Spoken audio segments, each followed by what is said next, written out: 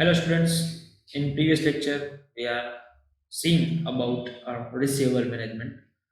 કે receivable management શું થાય, કેવી રીતે receivable management વર્ક કરતું હોય, શું શું એના ઇમ્પોર્ટન્સ છે, આ બધી વસ્તુ આપણે જોયું હતું. તો હવે છે તમારાથી ત્રીજું યુનિટ છે એનો લાસ્ટ એન્ડ થર્ડ પાર્ટ જે છે એ છે cash management. In today's lecture we are going to learn about what is the cash management and how it's work. So start with cash management. Firstly, case management, then start with meaning. જો narrow સેન્સની અંદર મેં અહીંયા બે સેન્સનો મેં use કરેલો છે, નેરો સેન્સ અને બ્રોડ સેન્સમાં. નેરો સેન્સની અંદર આપણે કેશ કોને કહી શકીએ? Currency and generally expected equivalent of cash like cheque, draft etcetera.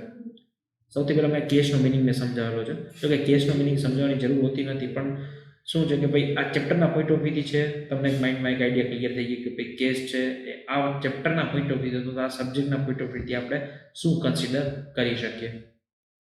તો કેશ જે છે એ જનરલી શું છે, બરોબર છે, કરન્સી અથવા તો generally expected equivalent of cash. એટલે તમે છે જનરલી જે તે જગ્યાએ તમે એક્સેપ્ટ કરતું હોય છે તે વ્યક્તિ એને, અથવા તો કેશની જગ્યાએ જો કંઈ એવી રીતે એક્સેપ્ટ કરતા હોય. તમે જો જોયું હોય તો ઘણીવાર કોઈ ભંગારવાળો આવે તો શું કરે કે ભાઈ અમુક લોકો એવું કરતા હોય કે ભાઈ જેટલો ભંગાર હોય એની સામે છે પોટેટો અથવા તો ઓનિયન્સ જે છે એ પરચેસ કરી લેતા હોય. 1 કિલો ભંગાર થયો તો એની સામે તમને 1 કિલો તમને પોટેટોસ આપતા હોય તો ઓનિયન્સ એવું કંઈ આપતા હોય. પહેલાં એ સિસ્ટમ વધારે પડતી હતી, પણ હવે એટલું તો હવે જોવા નથી મળતી આ વસ્તુ. તો આ શું થાય તો કે cash or equivalent of cash, બરાબર છે. કેશ અથવા કેશની ઇક્વિવેલન્ટમાં જો કંઈ હોય તો તમે જે ચેક આપી શકો કોઈ વ્યક્તિને, અથવા તમે કંઈ ડ્રાફ્ટ આપી શકો. ડ્રાફ્ટમાં તમે ઘણીવાર તમે જો તમારા કોઈ ફેમિલીમાં કોઈ બિઝનેસ કરતું હશે તો તમે ઘણીવાર નામ સાંભળેલું હશે કે હું છે તમને ડીડી મોકલાવી દઈશ, ડીમાં ડ્રાફ્ટ મોકલાવી દઈશ, ચેક તમને મોકલાવી દઈશ. તો કેશ અથવા કેશની ઇક્વિવેલન્ટ, તમે જો કેશમાં પેમેન્ટ ના કરી શકો તો તમે ચેક પણ આપી શકો. એનાથી શું થશે તો ડાયરેક્ટ બેંક એકાઉન્ટમાંથી જે એ ટ્રાન્ઝેક્શન થઈ જશે. Now we understand what is the meaning of cash in broad sense. The broad sense include near cash assets such as marketable security and time deposit in banks. Cash એટલે શું કહેવામાં આવે છે તો કે બેંકની અંદર તમે ટાઈમ જે ડિપોઝિટ કરતા હોય, બરોબર છે, એઝ અ માર્કેટેબલ સિક્યુરિટી. તો એ શું થાય, તમારી કરંટ અસેટના પાર્ટ થયું. કરંટ અસેટની મિનિંગ શું થાય, હજી કે તમને રિપીટ કરી દઉં. The asset which is converted in cash within 12 month, that's cold the current asset. હવે જો કરંટ અસેટમાં તમે કેશને તો આપણે એમ થાય કે ભાઈ આની અંદર તો કેશ કન્વર્ટ થાય છે, તમે કરંટ અસેટમાં કેશને તમે શું કામ કન્સિડર કરી શકો તો કે જો કેશ છે આગળ જ આપણે જોયું ક્યાં ક્યાં પાર્ટની અંદર તમને મળી શકે. જો આપણને ચેકના પોઈન્ટ ઓફ વ્યૂથી મળી શકે, ડ્રાફ્ટના પોઈન્ટ ઓફ વ્યૂથી પણ મળી શકે. સો કેશ અસેટ જે છે તમારી, બરાબર છે, એટલે કઈ રીતે તમને સમજી લો કેશની જગ્યાએ તમને જે કોઈ વ્યક્તિ તમને ચેક આપે, ભાઈ ચેકને તમે ક્યાં લઈ જશો, ડાયરેક્ટ તમે છે એને ડિપોઝિટ કરશો, કેમાં, બેંકમાં તમે ડિપોઝિટ કરશો. કોઈ વ્યક્તિએ તમને છે એ 5 કરોડનો તમને ચેક આપેલો હોય, બરોબર છે, તો તમે શું કરશો, ડાયરેક્ટ ચેકને લઈને જશો ક્યાં, બેંકમાં. તમે લઈને જશો તો બેંક શું કરશે, એને પહેલાં ડાયરેક્ટ ક્લિયરિંગ હાઉસમાં મોકલશે. ક્લિયરિંગ હાઉસમાં ચેકને મોકલશે, પછી ક્લિયરિંગ એકવાર કમ્પ્લીટ થઈ જશે. ક્લિયરિંગમાં જો કઈ કઈ વસ્તુ ચેક કરવામાં આવે, એક તો જે તે વ્યક્તિને તમે મોકલો છો એ બેંકની અંદર એનું અકાઉન્ટ છે કે નહીં, ટૂંકમાં જે તે તમે રિસ્પેક્ટેડ વ્યક્તિને તમે મોકલો છો એને જોશે. પછી ડેટ મેન જોશે. પછી તમે જે મોકલેલો છે તો તમારી જે સિગ્નેચર જે તમે કરેલી છે ચેક ઉપર, એ સિગ્નેચરને શું કરશે, વેરીફાઈ કરશે તમારા અકાઉન્ટ સાથે કે ભાઈ આ તમે ચેક મોકલેલું છે, તમારી જ સિગ્નેચર છે. પછી શું કરશે બેંક, એકવાર ક્લિયરિંગને બધું કમ્પ્લીટ થઈ જશે પછી શું કરશે બેંક છે એ તમારા અકાઉન્ટમાંથી રૂપિયા છે એ શું કરશે, ડેબિટ કરી નાખશે. જે તે વ્યક્તિને તમારે મોકલવાનું છે એના અકાઉન્ટમાં શું કરી નાખશે, ક્રેડિટ કરી નાખશે. તો પછી શું થશે, તમને ચેક મળ્યો તમે બેંકમાં મૂકશો એટલે શું થશે, તમારા અકાઉન્ટમાં પછી છે અમુક એનો ટાઈમ પીરિયડ છે, બધી બેંકનો અલગ અલગ ટાઈમ પીરિયડ હોય ક્લિયરિંગ માટે. અમુક 1 દિવસમાં થઈ જતો, અમુક 2 દિવસનો ટાઈમ લાગતો હોય. તો 5 કરોડ જે રહ્યા, બરાબર, તમારા અકાઉન્ટની અંદર છે એ ક્રેડિટ થઈ જશે વિધિન 1 or 2 days. તો આનાથી શું થશે તો કે છે તમે શું કર્યું, કરંટ અસેટને તમારી કન્વર્ટ કરી. કેમાં તો કે કેશની અંદર તમે એને કન્વર્ટ કરી. ચેક છે જ્યાં ઓમ તમને આવે તમે એને ટૂંકમાં કેશનો તમે એને પાર્ટ જ ગણી શકો, પણ એનાથી શું થશે કે તમારા નામે જો ચેક હશે, બરાબર છે, ખાલી તમને જ મળશે. ચેકમાં પણ ટાઈપ આવે બરોબર છે, અકાઉન્ટ પે ચેક ને પછી બોર્ડ ચેક ને ઘણા બધા ટૂંકમાં એની અંદર પાર્ટ્સ આવે, તમે 12th ની અંદર સ્ટડી કરી ચૂકેલા છો. નેક્સ્ટ આપણે જોઈએ આની અંદર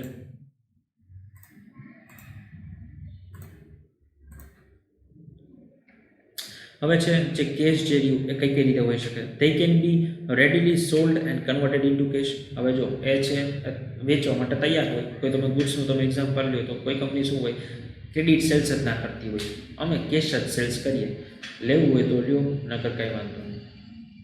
તો તમે કોઈ મોલની અંદર જાશો, ત્યાં તમે શું એમ કહેશો કે મેં છે 1000 રૂપિયાનું મેં છે અહીંયાથી ટૂંકમાં પરચેસ કરેલી છે, ઘરને રિલેટેડ ટૂંકમાં અનાજ ને એવું બધું, ટૂંકમાં અનાજ ને કઠોળની 1000 રૂપિયાનું મેં પરચેસ કરેલું છે, તો તમે મને છે 1 મહિનાનો મને ટાઈમ પીરિયડ આપો. તો એ શું કહેશે, અમે અમારું છે વસ્તુ રાખીએ, તમે તમારા રૂપિયા રાખો, અમારી પોલિસી જ નથી ક્રેડિટ સેલ્સ કરવાની.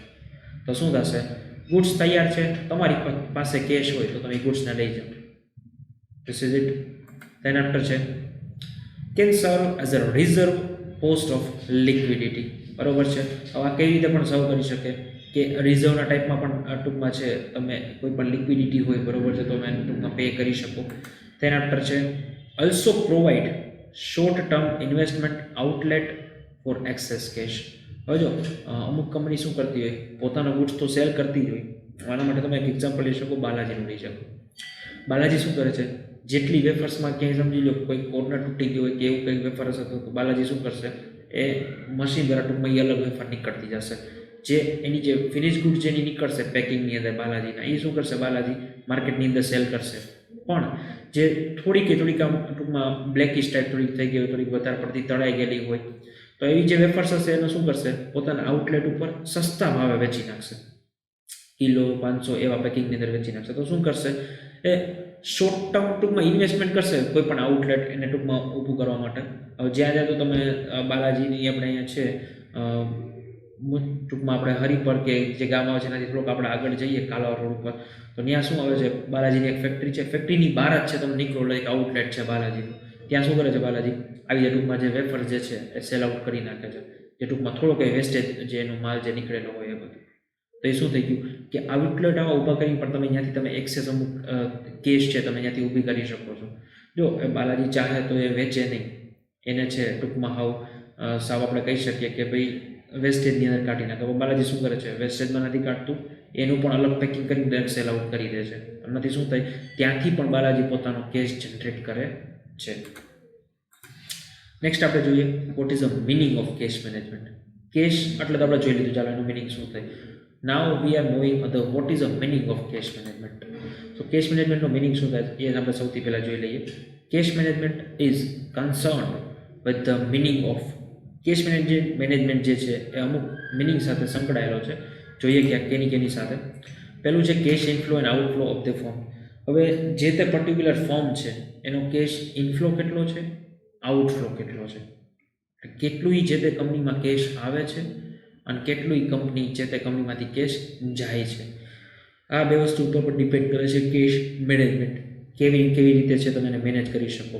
હવે અમુક કંપનીનો કેશ ઇનફ્લો ઓછો હોય અને આઉટફ્લો જો વધારે હોય તો એ કંપની જે છે એ લિક્વિડિટી તરફ ધીરે ધીરે મૂવ કરતી હોય. શું કામ, તો કે તમે ગુડ્સ ક્રેડિટ બેઝ ઉપર તમે સેલ કરતા હોય, સપોઝ તમે ક્રેડિટ બેઝ ઉપર સેલ કરતા હોય, તમારા ગુડ્સ તો જાય છે, બરાબર છે, એટલે કેશ ઇનફ્લો તમારો શું છે, ઓછો છે, બરાબર છે, પણ આઉટફ્લો તમારો વધતો જાય. કઈ રીતે, તમે ગુડ્સને સેલ કરી દો ક્રેડિટ બેઝ ઉપર, તમારે રો મટીરિયલના પણ રૂપિયા ચૂકવવા તો પડશે, તો તમે તમારું ફિનિશ ગુડ્સ બનાવી શકશો. તો રો મટીરિયલ પરચેસ કરવા માટે તમારે તમારા રૂપિયાનો યુઝ કરવો પડશે. શું કામ, તો કે જે તે વ્યક્તિને આપણે ક્રેડિટ બેઝ ઉપર આપ્યું છે તો હજી સુધી એને પેમેન્ટ કર્યું નથી. તો શું થશે, ઇનફ્લો તમારો ઓછો થઈ ગયો, રૂપિયા આવવાનો. આઉટફ્લો કેવી રીતે વધશે, તમારે રો મટીરિયલ, તમારે સેલેરી ચૂકવવી પડશે, તમારી કોઈ મશીનરી હશે તમારે એને મેન્ટેન કરવી પડશે. તો આ બધી વસ્તુ જોવો છો ને તો ઇનફ્લો જે છે ને ધીરે ધીરે ડિક્રીઝ થતો જશે. શું કામ, તો કે તમારી ક્રેડિટ પોલિસી મુજબ છે જે તે વ્યક્તિએ તમને 1 રૂપિયો હજી ચૂકવો નથી. તો આનાથી થશે શું કે તમારી કેશ ઇનફ્લો ઘટી જશે, જે તે કંપનીની કેશ આઉટફ્લો જો વધશે એટલે શું થશે કે જે તે કંપની છે લિક્વિડિટી તરફ ધીરે ધીરે મૂવ કરતી જાય, નાદાર જાહેર થવાની અણી ઉપર આવી જાય કંપની. કારણ કે ક્રેડિટ બેઝ ઉપર બધી વસ્તુ સેલ કર્યા રાખે, રિકવરી સામે એ લોકો કરતા નથી પ્રોપર. આનાથી શું થાય, પછી વિજય માલ્યા જેવું થાય, જેમ એસબીઆઈને એક સાથે 5 થી 6 હજાર કરોડ જે છે એક જ સાથે એને લોસ થઈ ગયો હતો. Next, cash flow within the form. હવે જેટલો કેશ ઇનફ્લો તમને થાય છે એની અંદરથી તમારી જે તે ફર્મ છે એમાં કેશનો ફ્લો તમારો કેવો હોય છે તમારી ફર્મની અંદર. બિનજરૂરી એક જગ્યાએ તમારો કેશ જે છે એ ક્યાંય યુઝ થતું નથી ને. આ પણ વસ્તુ એક કેશ મેનેજમેન્ટ જ્યારે કરતા આ વસ્તુ પણ ત્યારે છે ધ્યાન રાખવામાં આવે છે. એના પછી છે cash balance held by the firm at a point of time by financing deficit or investing surplus cash. હવે જો કેશ બેલેન્સ છે બરોબર, ફર્મની અંદર સમજી લો તમારી પાસે ઇનફ્લો એક લેવલની અંદર અને આઉટફ્લો હોય. ઇનફ્લો કરતાં તમારી પાસે આમ સરપ્લસ વધારે પડતી અમાઉન્ટની અંદર તમારી પાસે જો કેશ હોય તો આનાથી શું થશે આનાથી તમારે એક વસ્તુ થશે તમે એ તમારા જે રૂપીસ તમારે જે સરપ્લસ અમાઉન્ટ તમારી પાસે પડી છે એને તમે ક્યાંક એવી જગ્યાએ ઇન્વેસ્ટ કરી શકો જેના થ્રુ શોર્ટ ટર્મની અંદર તમને છે રિટર્ન મળી જાય. જો જે પણ બેંક્સ હોય બરાબર છે, બેન્કિંગ સેક્ટર કેવી રીતે પોતાનો પ્રોફિટ કમાય છે તો કે તમને છે ઇન્ટરેસ્ટ રેટ જેટલું આપે. હવે સપોઝ સમજી લો કે કરંટ ઇન્ટરેસ્ટ રેટ હોય 5.25%, 5.25% જે છે ઇન્ટરેસ્ટનો રેટ હોય. તમને જો એફડી તમે મૂકો તો એના ઉપર તમને આટલું આપતા હોય 5.25%. હવે બેંક પાસે તમે લોન લેવા જશો તો બેંક તમને શું આપતી હોય 7.25% તમને લોન આપતી હોય. ચાલો તમારે એના ઉપર આટલું ઇન્ટરેસ્ટ તમારે પે કરવાનું. તો 5.25% અને 7.25% આ બંને વચ્ચેનો જે ડિફરન્સ છે જે 2%નો, એ 2% જે છે એ કોઈ પણ બેંકનો જે છે એ જો આ છે ને બેંક ટુ બેંક ડિફરન્ટ હોઈ શકે.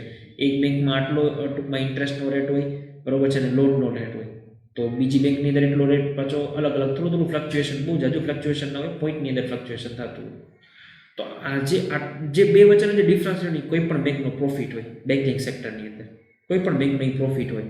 હવે એ જે પ્રોફિટ રહ્યો બરાબર છે એ કોઈ 100-200 રૂપિયાનો પ્રોફિટ ન હોય, એ નંબર ઓફ અમાઉન્ટ હોય, બહુ મોટી રકમની અંદર પ્રોફિટ હોય. તો બેંક શું કરશે, ઈ ફંડને છે એમાંથી અમુક પોર્શન રાખશે પોતાની પાસે. શું કામ, તો જો કોઈને લોનની જરૂર પડે તો પાછું આપવા થાય.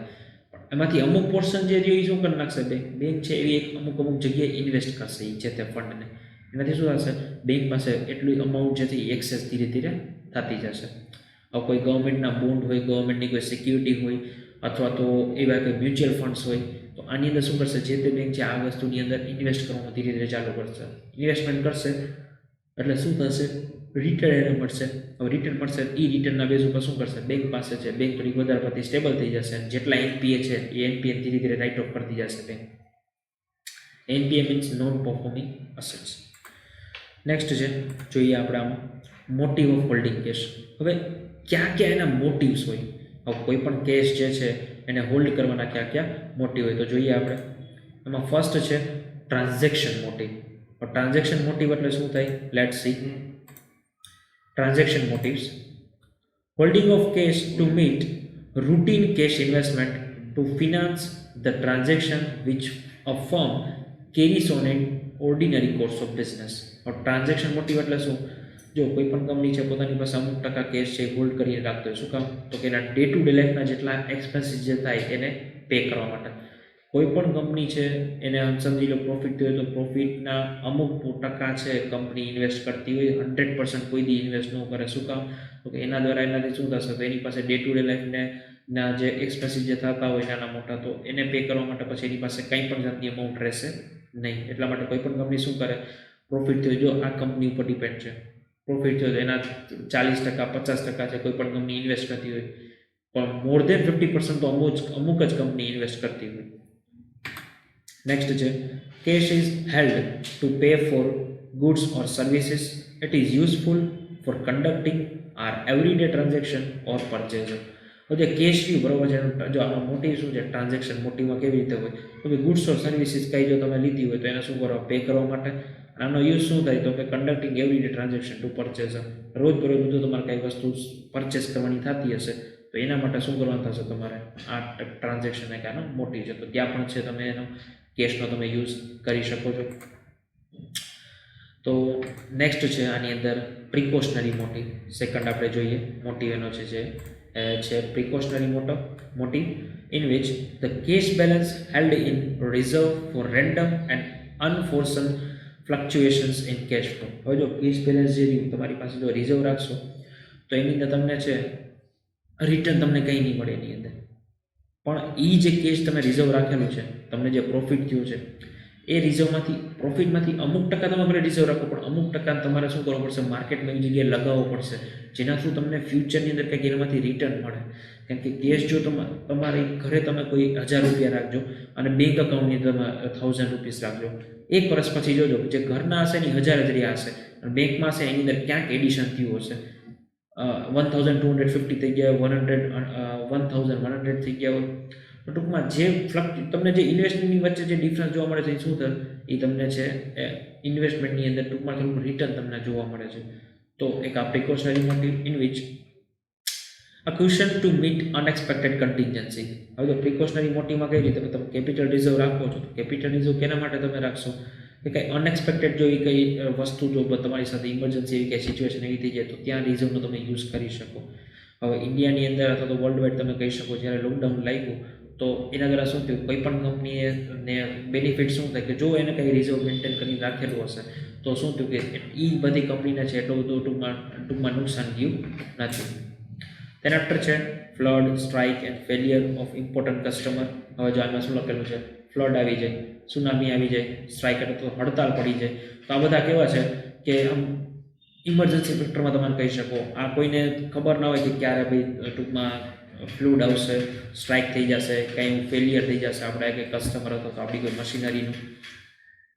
એના પર છે unexpected slow down in collection of accounting receivable. અને તમે વિચાર્યું એ રીતનું છે એની અંદર ટૂંકમાં સ્લો ડાઉન મીન્સ કે ઓછું થઈ જાય તમારું. શું ઓછું થઈ જાય, તમારું અકાઉન્ટ રિસીવેબલ જે તમારો પીરિયડ જે હતો બરાબર છે એ પીરિયડ અચાનક તમારો ધીરે ધીરે ઓછો થઈ જાય ટૂંકમાં રિસીવેબલ્સના. એના પછી છે sharp increase in cost of raw material. Raw મટીરિયલની કોસ્ટ જે હોય પહેલાં તમને 1000માં મળતું હોય તો એવું તમને ડાયરેક્ટ 2000 મળે, 100% એની અંદર ઇન્ક્રીઝ થઈ ગયું હોય. તો આ પણ એક પ્રિકોશનરી મોટી દ્વારા તમને એક બેનિફિટ રહે. તેના પર છે cancellation of sum order of goods. હવે તમે જે રો મટીરિયલ પરચેસ કરી લીધું હોય પણ જેવું તમે પ્રોડક્શન ચાલુ કરી દીધું હોય ત્યારે શું થાય કે કોઈ જે તે વ્યક્તિ છે એ ઓર્ડર પોતાનો કેન્સલ કરી નાખે, તો ત્યાં પણ તમને કાંઈ કામ આવે. એના પછી છે defensive in nature. Defensive in nature એટલે પ્રિકોશનરી મોટીનું નામ જ છે પ્રિકોશન્સ. હવે અત્યારે તમે ઘણી જગ્યાએ એડવર્ટિઝમેન્ટ જોઈ હશે કે follow all the precautions, take all the precautions. Mask લગાવો, સેનિટાઈઝરનો યુઝ કરો, ટૂંકમાં 2 મીટરનું અંતર રાખો, તમે સોશિયલ ડિસ્ટન્સ જાળવો. આ બધા શું છે પ્રિકોશનરી મોટી. તો આ એઝ યુઝ્યુઅલ છે પ્રિકોશનરી મોટી એટલે શું થાય, પ્રિકોશન્સ તમે રાખશો તો શું થશે, કોવિડ સામે તમે બચી શકશો. એવી જ રીતે જો કોઈ પણ બિઝનેસ જે છે એ પ્રિકોશન્સ મોટિવ્સથી જો પોતાના કેશને યુઝ કરતું હશે તો શું થશે, એક ડિફેન્સિવ નેચરમાં છે તે કંપની રન કરતી હશે કે ફ્યુચરની અંદર કંઈ વસ્તુ થશે તો એને પહેલાં જ અત્યારે ટૂંકમાં કહેવાય ને કે પાણી પહેલાં પાળ બાંધીને રાખશે. Okay, so that's it four today's lecture. Thank you.